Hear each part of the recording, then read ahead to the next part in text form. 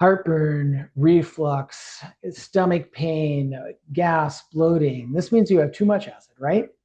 No, almost every time. This means that you have not enough acid in your stomach to properly digest your food. And let me tell you why.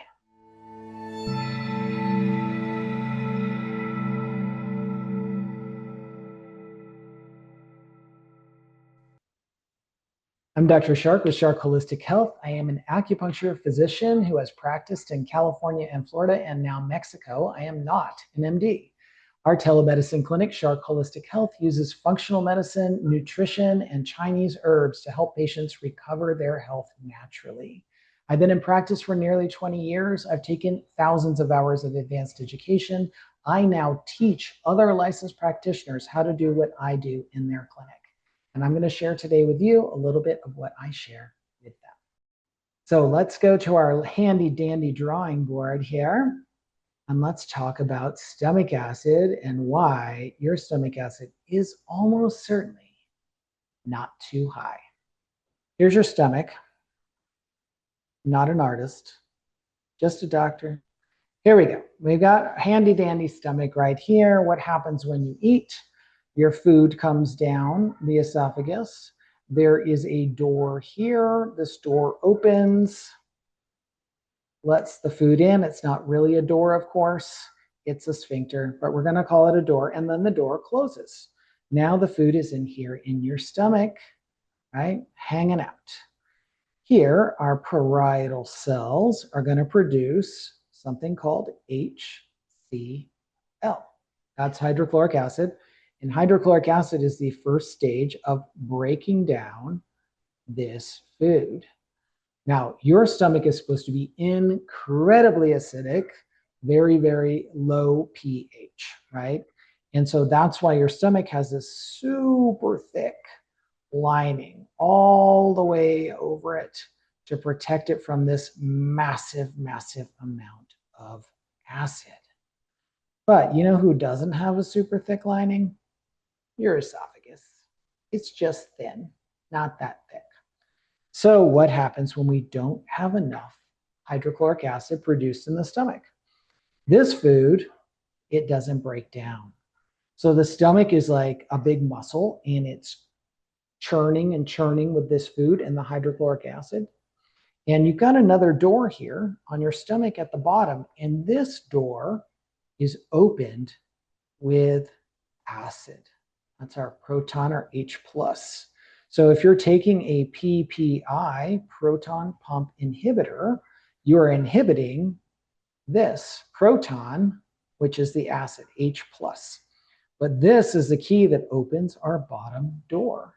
So if we don't have the acid to open our bottom door, everything just sits. It sits in here like a rock and it churns around. People will say, my food just sits in my stomach. I feel like it's not going down. That's very astute. That's exactly what's happening. After a while, this food here in the stomach, it just kind of rots and it starts to produce gases. The gases build up on this top door and they just pop it open, and our food and the little bit of acid that we have starts to splash back up. So now we're going up. That's reflux. So if it's food coming up, acid coming up, but it doesn't really burn, we call that reflux. If now it's starting to damage the lining of your esophagus here and it starts to burn, call that heartburn, right?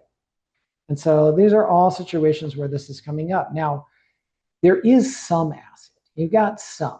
And so frequently there is going to be some acid coming up with the food, enough to cause some damage. You may have had upper GI endoscopy and found out that you've got some damage in the esophagus from silent GERD or something like that, right? That's when you get a diagnosis of a reflux disease, right? So ongoing reflux, you get diagnosed with this GERD. Things have been coming up, you didn't even know it. Maybe you had a cough, maybe you had a sore throat, maybe you have a dry throat all the time, maybe it just feels like something's stuck there, right? Or you just have the stomach symptoms. You feel like your food sits, it doesn't go down, You eat a little meal and you feel just disgusting, overfull, bloated, right? Now, what happens down here at the bottom door? Eventually this has to open. I mean, it just can't stay closed forever, so it eventually does give up. And then this undigested food goes into the intestine where it wreaks havoc down the line. And we'll talk about what happens down here in the intestine in another video. But what you don't want to have is a bunch of undigested food in the intestine. So here's where we get the bloating, the discomfort, gas, and all these other things. And we'll talk about it in another video why that is.